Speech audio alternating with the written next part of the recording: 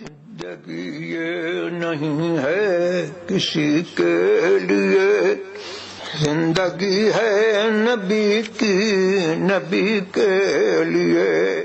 نحمده ونصلي ونسلم على رسوله الكريم،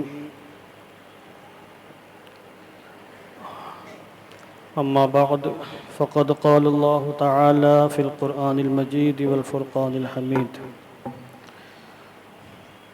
إن الله وملائكته يصلون على النبي يا أيها الذين آمنوا صلوا عليه وسلموا تسليما. اللهم صل على سيدنا شفيعنا حبيبنا مولانا محمد وبارك وسلم صلاة وسلاما عليك يا رسول الله صلى الله تعالى عليه وسلم. اللہ رب العزت کا بے پناہ فضل و کرم ہے کہ اس کی توفیق سے آج ہم اس کی بارگاہ میں درس حدیث کی محفل میں شریک ہیں۔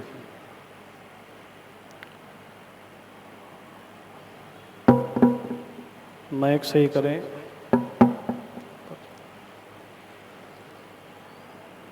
درود پاک پڑھیں۔ اللہم صلی علی سیدنا مولانا محمد وبارک وسلم صلاۃ و سلاما علیک یا رسول اللہ صلی اللہ تعالی علیہ وسلم۔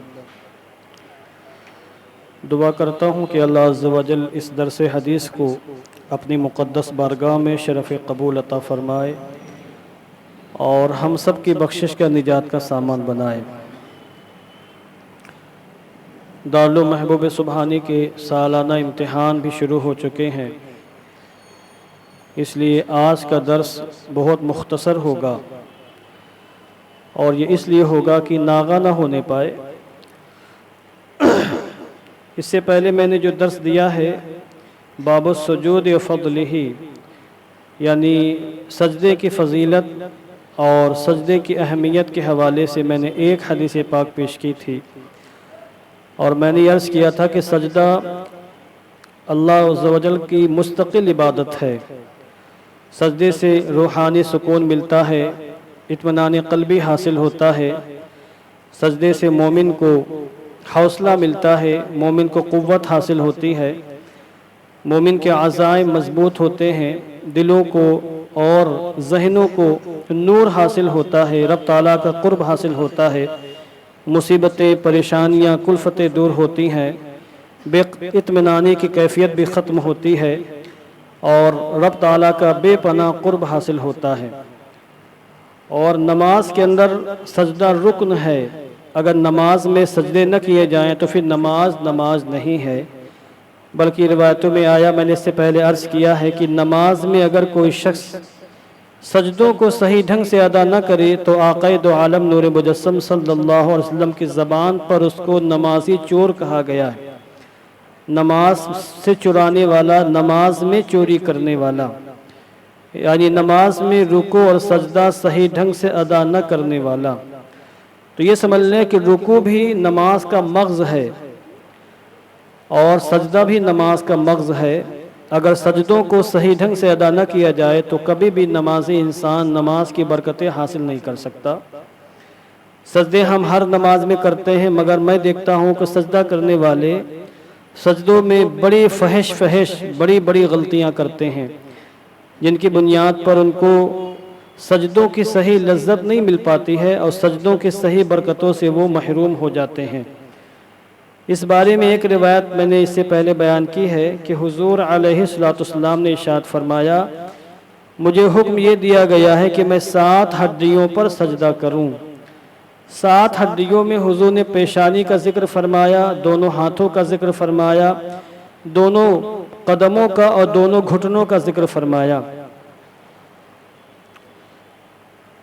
اور اس کے بعد اس کی تفصیل میں نے بیان کی تھی، اور میں نے امام اعظم ابو حنیفہ کا یہ موقف بھی بیان کیا تھا کہ سجدے کی حقیقت ہے وضع الجبہہ علی الارض، پیشانی کو زمین پر رکھ دینا، مگر پیشانی کو زمین پر اس طرح رکھنا ہے کہ ہڈی، ناک کی ہڈی بھی زمین پر لگے گی، اگر کوئی شخص صرف پیشانی رکھتا ہے اور ناک اٹھا کر رکھتا ہے تو پھر اس کا سجدہ نہیں ہوگا، سجدہ اس کی نماز مکروہ تحریمی ہوگی۔ ناک کی ہڈی کو لگانا، یہ نرم ہڈی، یہ صرف ناک کا کونا، ناک کی یہ جو نوک ہے یہ مراد نہیں ہے۔ اب اس کو پکڑ کر ایسے دبائیں تو جہاں تک ناک دب رہی ہے، جو ناک کی نرم ہڈی ہے، اس ہڈی کو زمین پر دبانا یہ واجب و ضروری ہے سجدے کی حالت میں۔ سجدے میں جانا ہے تو پہلے گھٹنوں کو رکھنا ہے، پھر دونوں ہاتھوں کو رکھنا ہے، پھر ناک کی ہڈی کو، اس کے بعد پیشانی کو، اور جب سجدے سے اٹھنا ہے تو اس کے برخلاف الٹا کرنا ہے، پہلے پیشانی اٹھانا ہے، پھر ناک، پھر دونوں ہاتھوں کو، پھر دونوں گھٹنوں کو اٹھانا ہے۔ یہ سنت طریقہ سجدے میں جانے کا ہے اور سنت طریقہ سجدے سے سر اٹھانے کا ہے۔ اگر کسی کو تکلیف ہے، گھٹنوں میں درد ہے، پریشانی ہے، مشقت ہے، وہ اس طور پر نہیں اٹھ سکتا کہ پہلے ہاتھوں کو اٹھائے پھر گھٹنوں کو اٹھائے، تو اس کے لیے اجازت ہے کہ ہاتھوں کا سہارا لے کر پہلے گھٹنوں کو اٹھا لے، اس کے بعد دونوں ہاتھوں کو اٹھائے، جیسے ہمارے بوڑھے لوگ کرتے ہیں چونکہ ان کے پیروں میں تکلیف ہوتی ہے۔ مگر نوجوانوں کے لیے حکم یہی ہے، جن کے پیر مضبوط ہوں، اٹھ سکتے ہوں، تو پہلے وہ ہاتھوں کو اٹھائیں، اس کے بعد وہ دونوں گھٹنوں کو اٹھائیں۔ یہ ایک طریقہ ہم نے بیان کیا تھا۔ اب اگلی حدیث پاک دیکھیں اور پھر آپ سوچیں کہ آپ سجدے میں کہاں مسٹیک کر رہے ہیں اور آخر کیوں سجدوں کی لذتیں ہم کو حاصل نہیں ہو پا رہی ہیں۔ حدیث پاک تو ایک لائن کی ہے، مگر ایک ہی لائن میں حضور نے سب کچھ بیان فرما دیا۔ حضرت انس بن مالک رضی اللہ تعالیٰ عنہ سے مروی ہے، اور مجھے لگتا ہے مائک میں تھوڑا سا دمخم نہیں ہے، آواز مجھے کلیئر واضح سنائی نہیں دے رہی ہے۔ آواز صاف آ رہی ہے آپ حضرات کو؟ جی۔ قال رسول اللہ صلی اللہ علیہ وسلم، اللہ کے رسول صلی اللہ علیہ وسلم نے فرمایا، اعتدلوا فی السجود، سجدوں میں اعتدال کرو، یعنی سجدوں کو سکون اور اطمینان کے ساتھ ادا کرو، یعنی سجدے کو تعدیل ارکان کے ساتھ ادا کرو، تعدیل کے ساتھ، یعنی سجدے میں اتنا سکون ہو کہ پیٹھ سیدھی ہو جائے اور کم سے کم ایک مرتبہ تسبیح ہو جائے، یعنی سبحان ربی الاعلی۔ عظیم بول رہے تھے کیا؟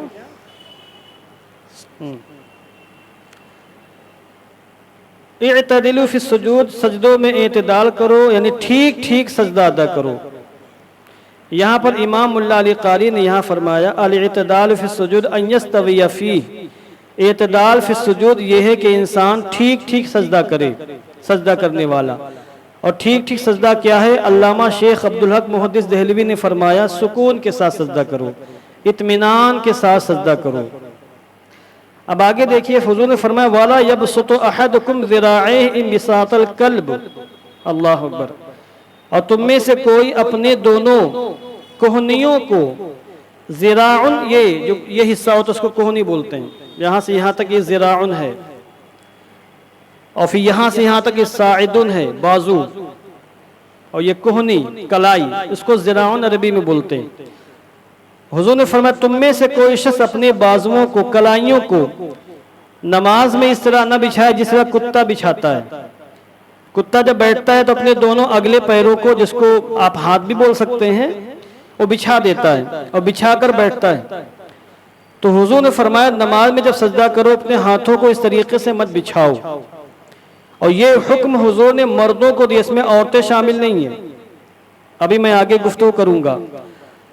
اب سجدہ میں جانے میں اس بات کا بالکل خیال رکھیں کہ آپ کی جو کلائی ہے یہ زمین سے اٹھی ہوئی ہو، اور آپ کا بازو آپ کے کلائی سے جدا ہو، اور آپ کی بغل یہ حصہ اس بازو سے جدا ہو، اور آپ کا پیٹ آپ کے ران سے جدا ہو۔ یہ سجدے کی کیفیت ہونی چاہیے۔ اور سجدے میں جائیں تو اس انداز سے جائیں کہ جب آپ اپنے ہاتھ کو رکھیں تو سر کے ارد گرد دونوں ہاتھوں کو رکھنا ہے، سر کے ارد گرد۔ میں نے کچھ لوگوں کو دیکھا کہ وہ یوں ہاتھ رکھتے ہیں اور ان کا سر بالکل آگے ہوتا ہے۔ کچھ لوگ کیا کرتے ہیں، سر ہاتھ آگے رکھتے ہیں، سر ان کا پیچھے ہوتا ہے۔ اب یہاں میں کر کے نہیں دکھا سکتا آپ کو، نہ یہاں کوئی اسکرین ہے کہ میں کر کے دکھاؤں۔ یوں سمجھ لیں کہ آپ سجدے میں جائیں گے، دونوں ہاتھوں کو اس کنڈیشن میں رکھیں گے کہ یہ جو آپ کے انگوٹھے ہیں یہ کان کی لو ہے، یہ دونوں آپ کے انگوٹھے ہیں، دونوں ہاتھ کو اس انداز میں رکھنا ہے سر کے دائیں بائیں کہ آپ کا یہ انگوٹھا بالکل آپ کے کان کی لو کے نیچے رہے، یعنی اگر آپ کے کان سے یہاں سے پانی ٹپکے پانی تو وہ پانی زمین پر نہ آئے یا آپ کے انگوٹھے پر آ جائے، اس انداز سے بالکل بیچوں بیچ میں انگلیاں آپ کی ملی ہو، انگلیاں قبلے کی جانب ہو، اور بالکل بیچ میں آپ ہاتھ رکھ کر اس کے بالکل بیچ میں ناک و پیشانی کو رکھی اس انداز میں کہ آپ کے دونوں انگوٹھے دونوں کانوں کی لو کے نیچے آ جائیں۔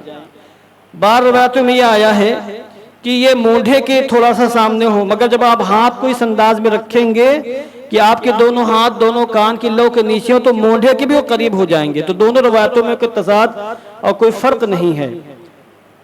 تو یہ مردوں کے لیے ہے، مگر عورتیں اس انداز میں سجدہ نہیں کریں گی۔ عورتوں کے لیے باقاعدہ حضور نے الگ سے مستقل فرامین ارشاد فرمائے، عورتوں کے احکام الگ ہیں۔ غیر مقلدین یہ دنیا کی ایک سب سے بڑی گھامر جماعت کا نام ہے، جو حدیثوں کو سمجھ نہیں پاتی ہے، الٹا حنفیوں پر طنز کرتی ہے، طعنہ دیتی ہے کہ حنفی لوگ حدیثوں کو سمجھ نہیں پاتے۔ عورتوں کے لیے نماز کے احکام الگ ہیں، مردوں کے لیے نماز کا حکم الگ ہے، کیونکہ عورتوں کو اللہ نے پردے کا حکم دیا۔ قرآن مقدس میں باقاعدہ آیتیں قرآنیہ موجود ہیں، اور حضور نے بار بار پردے کا حکم ارشاد فرمایا ہے۔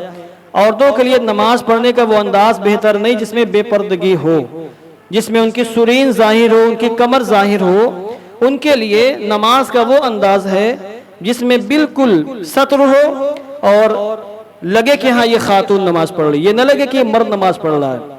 غیر مقلدین عورتیں نماز پڑھتی ہیں تو مردوں کی طریقے سے رکوع کرتی ہیں، مردوں کے طریقے سے سجدہ کرتی ہیں، اور ان روایتوں کو وہ مردوں عورتوں کو بھی جا کے سیٹ کر دیتے ہیں، جبکہ ان روایتوں میں حضور نے احدکم فرمایا، تم میں سے، کم یہ مذکر کے لیے استعمال ہوتا ہے، تم میں سے یعنی اے میری امت کے مردوں، عورتوں نہیں، تم میں سے کوئی شخص سجدہ اس طرح نہ کرے، ہاتھوں کو اس طرح نہ بچھائے جس طریقے سے کتا اپنے ہاتھوں کو بچھا لیتا ہے۔